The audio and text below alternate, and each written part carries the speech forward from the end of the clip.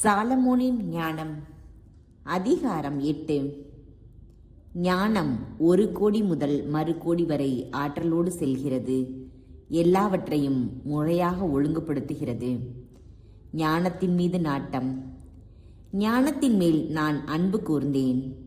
என் இளமை முதல் அதை தேடினேன். என் வாழ்க்கை துணையாக ஏற்றுக்கொள்ள விரும்பினேன். அதன் அழகில் மயங்கினேன். கடவுளோடு ஒன்றுபட்ட வாழ்வினால் ஞானம் தன் உயர்குடி பிறப்பில் மேன்மை பாராட்டுகிறது.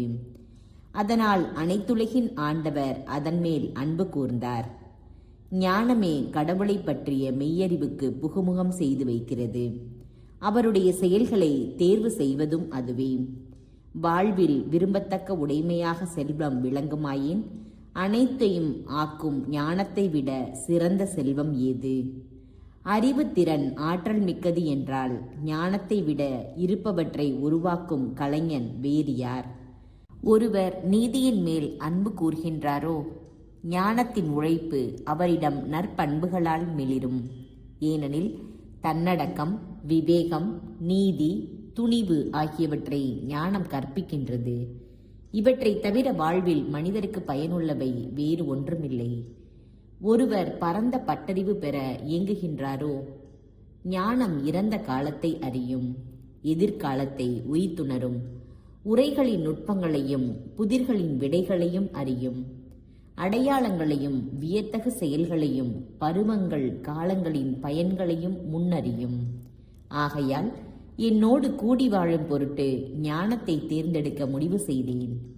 ஏனெனில் நன்மை செய்ய அது என்னை ஆற்றுப்படுத்தும் என்றும் கவலைகளிலும் துயரத்திலும் எனக்கு ஆறுதல் தரும் என்றும் நான் அறிவேன்.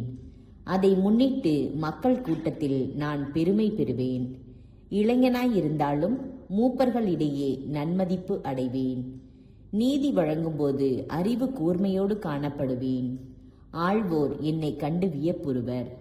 நான் பேசாமல் இருக்கும் பொழுது நான் பேசும்படி அவர்கள் காத்திருப்பார்கள். நான் பேசும் பொழுது எனக்கு செவிசாய்ப்பார்கள். நான் நீண்ட உரையாற்றும் பொழுது வாயடைத்து நிற்பார்கள். ஞானத்தினால் நான் இரவாமை எய்துவேன். எனக்கு பின் வருபவர்களுக்கு என்றும் நீங்கா நினைவை விட்டு செல்வேன். நான் மக்கள் மீது ஆட்சி செலுத்துவேன்.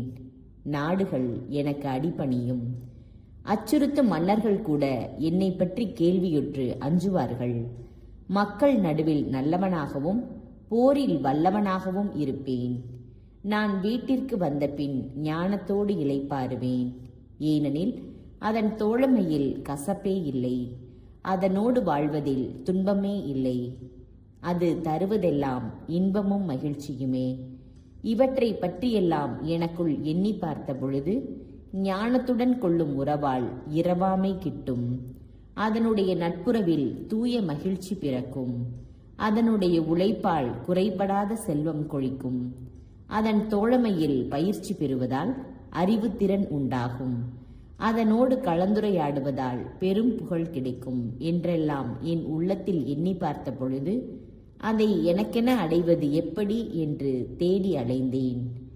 நான் குழந்தையாய் இருந்த பொழுது நல்லியல்புடன் இருந்தேன். நல்ல உள்ளம் என் பாங்காய் அமைந்தது. நல்லவனாய் இருந்ததால் மாசற்ற உடலினுள் புகுந்தேன். ஆனால் கடவுள் எனக்கு ஞானத்தை ஈந்தாலொழிய அதை அடைய முடியாது என்று நான் உணர்ந்து கொண்டேன். அது யாருடைய கொடை என அறிவது அறிவுத்திறனின் அடையாளம். எனவே நான் ஆண்டவரை வேண்டினேன், கெஞ்சி மன்றாடினேன், என் முழு உள்ளத்தோடு சொன்னேன்.